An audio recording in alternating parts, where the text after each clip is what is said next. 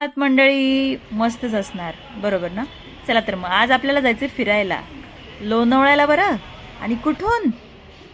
पुणे स्टेशनवरून लोकलनी. अचानक प्लॅन ठरलेला आहे. आणि तुम्हाला सांगते, जर तुम्ही लोणावळ्याला लोकलनी जात असाल तर मोबाईलवरचं कन्सिडर करू नका. मोबाईलवरती कधी कधी ट्रेनचे जे शेड्यूल असतात ते वेगळे असतात. म्हणून आम्ही स्वतः प्लॅटफॉर्मवरती जाऊन तिकीट काढलं आणि आम्ही निघलो. जाम गर्दी होती, सॅटर्डे होता आणि आम्हाला 1 वाजेपर्यंत लोणावळ्याला पोचायचं होतं. पुणे स्टेशन छोटंच आहे तसं पाहिलं तर, पण भरपूर साऱ्या ट्रेन येतात. आणि माझा कैवल्य सगळ्यात महत्त्वाचं म्हणजे आज ट्रेनमध्ये बसणार होता. तसा बसलाय तो, पण लोकलमध्ये. पण त्याला छान वाटत होतं आणि इतकं चालायचं होतं ना, इतकी दमले होते मी. आम्ही पोहोचलो लोणावळ्याला. आणि त्यांनी माझी एवढी छान हेल्प केली. त्यांनी त्याची बॅग घेतली होती सोबत. आम्ही 3च बॅग घेतल्या होत्या, कारण आम्हाला तिघांना प्रवास करायचा होता. म्हणून 3च बॅग घेतल्या होत्या. आता लोणावळ्याला गेल्यानंतर तुम्हाला त्या मगनलाल चिक्कीच्या पाट्या बघू बघू बघू बघू अक्षरशः चिक्की घ्यावीशीच वाटणार आहे. चला, हॉटेलमध्ये आलेले. आता हॉटेलची टूर देते. इकडे सगळे विलाज आहेत आणि इकडे बघू शकता सगळे विला आहेत इकडे. आणि इतकं छान वाटतं, वातावरण इतकं मस्त आहे मुलांसाठी. जर तुम्ही पाहत असाल, असा फॅमिली जर असेल ना, तर तुम्ही नक्कीच भेट देऊ शकता. इकडे बघा, तुम्ही बघू शकता इकडे किचन पण आहे. तुम्हाला काय बनवायचे, तुम्हाला काय आवडते, सगळं तुम्ही त्याच्यामध्ये आणू शकता किंवा तुमच्या पद्धतीनं मॅनेज करू शकता. वॉशरूम वगैरे सगळ्या गोष्टी आहेत वरती. आणि हे सगळं इकडे स्विमिंग पूल पण आहे.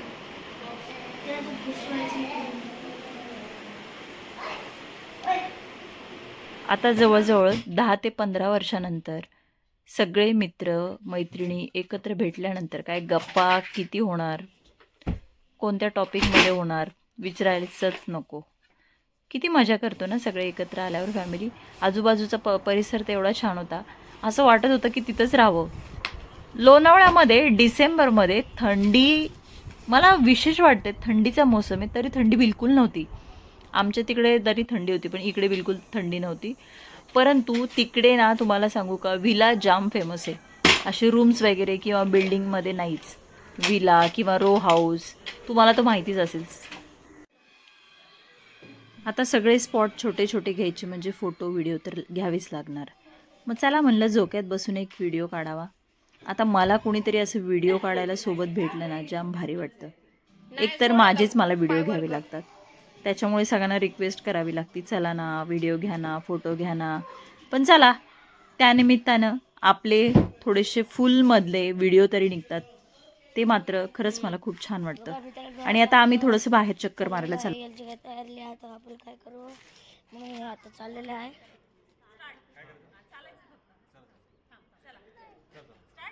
कसं आहे बाबा. चला म्हणलं, रूममध्ये बसून बसून कशाला वजन वाढवायचं, चला बाहेरचं थोडंफार वातावरण एक्सप्लोअर करूया. म्हणून माझा कैवल्य छान व्हिडिओ घेत होता. आजूबाजूला आम्ही चाललो होतो. आणि तिथे तुम्हाला सांगू का, मनशांती म्हणून एक मेडिटेशन केंद्र आहे. तिकडे आजूबाजूला जिमचा पण परिसर आहे. तुम्हाला जर आवड असेल तर तुम्ही जाऊ शकता, पेड करू शकता. आणि आम्ही मस्त मैत्रिणी व्हिडिओ काढत होतो, फोटो काढत होतो, मजा करत होतो आणि छान चहा घेतला आणि निघालो. 3 मित्र कशी छान गप्पा मारताय बघा. म्हणजे मागे बायका येताय नाही येताय, त्यांना काही, मला असं वाटतं काही पडलेलं नाहीये. मस्त गप्पा मारत चालले. संध्याकाळची वेळ होती, आजूबाजूचं जे वातावरण होतं ते खूप छान वाटतं. बाहेर पडल्यानंतर लगेच काही झोप येत नाही. हे बघा, हे आमचं हॉटेलचं होतं. ते सोसायटीच होती ती खरं म्हणजे. आजूबाजूला विला असल्यामुळे ते सगळे प्रॉपर तिथं त्यांचं काम करतात, लक्ष देतात आणि सगळं सेफ आहे. जर तुम्ही सगळे एकत्र 3-4 फॅमिली जरी आलात तरी ऑनलाईन बुकिंग करू शकता. बल्कमध्ये बुकिंग घेतलं तर ते आपल्याला परवडतं आणि छान वाटतं. बघा, मग संध्याकाळचा लुक माझा, ऑनलाईन ड्रेस घेतला होता. चला ऐन टायमाला म्हटलं, माझा कैवल्य आणि माझीशी छोटीशी ती दिदी मस्त मजा करते हॉलमध्ये. म्हणलं काय पसारा घालायचा आहे, काय करायचे. आणि मी किचनमध्ये बघा आता हे सगळं आम्ही छान छान काहीतरी बनवणार आहे. बघ तुम्हाला दाखवते, हे बघा. एक नंबर तुझी कंबर हाय चाल शेकी शेकी हाय किती सुंदर तुझं डिंपल जे पाहिजे ते घे एक नंबर तुझी कंबर हाय चाल शेकी शेकी हाय किती सुंदर. तुम्हाला सांगते ते तिघे मस्तपैकी स्वयंपाक करत होते आणि आम्ही तिघीजणी मैत्रिणी मस्त मजा करत होतो. लय मजा घेतली आम्ही. डान्स केला वेगवेगळ्या गाण्यावरती. स्टेप चुकू दे कशा येऊ दे काही फरक पडत नाही. आम्ही एकत्र आल्यावर काय कमी मजा होते का. छान व्हिडिओ सुरू केला आणि म्हणलं चला व्हिडिओ घेऊ. आणि मस्तपैकी मध्ये मध्ये मध्ये मध्ये आमची दिदी कैवल्य येत होता तर म्हणलं जाऊ दे चला घ्या मग त्यांना.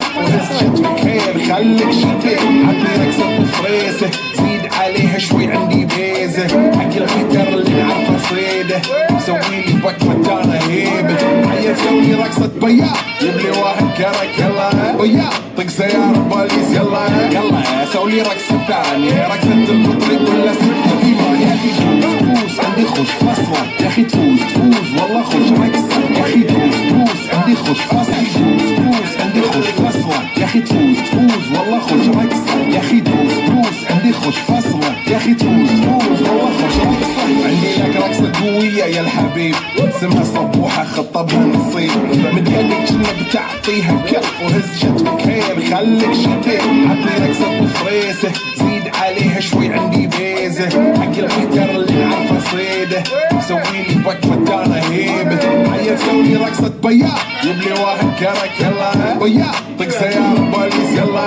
يلا سوي لي رقصه ثانيه رقصه البطريق ولا سته في ما يا اخي تفوز عندي خش فصله يا اخي تفوز تفوز والله خش رقصه يا اخي تفوز تفوز عندي خش فصله يا اخي تفوز تفوز والله خش رقصه حلو حلو زين مكانه حلو ديكوريشن ماله حلو سوي رقصه المارشميلو ربعنا فوق كل كام. मला थोडंसं आता बाहेर जाऊ चक्कर मारूया बाहेरचा एरिया एक्सप्लोर करूया.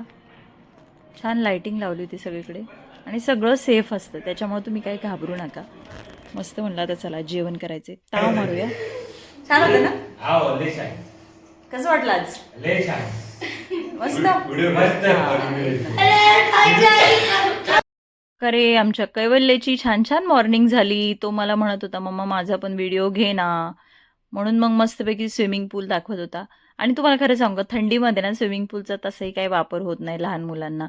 पाणी एवढं थंड पडतं आणि काय मजाच येत नाही म्हणजे ते खरं तर पैसे वेस्टच आहे. हे बघा आमचं कसं पिल्लू उड्या मारतं इकडून तिकडं तिकडून इकडं. मग त्याला वाटत होतं मम्माने माझे छान छान व्हिडिओ घ्यावेत. व्हिडिओ घेतले मग छान झोक्यात बसून पण व्हिडिओ घेतला. खूप मजा केली माझ्या बाळाने. आणि तुम्हाला खरं सांगू का लहान मुलांना ना मजाच येते. हे बघा मंडळी आता आम्ही चाललो आहे वॅक्स म्युझियमला. महाबळेश्वरला जर तुम्ही गेला असाल तर तुम्हाला वॅक्स म्युझियम काय आहे कसं आहे हे सगळं तुम्हाला माहीत असेल. पण आता लहान मुलं सोबत आहे त्याच्यामुळं आम्ही चाललो आहे. हे बघा म्हणजे मंडळी सुंदर कलाकृती आहे. वाव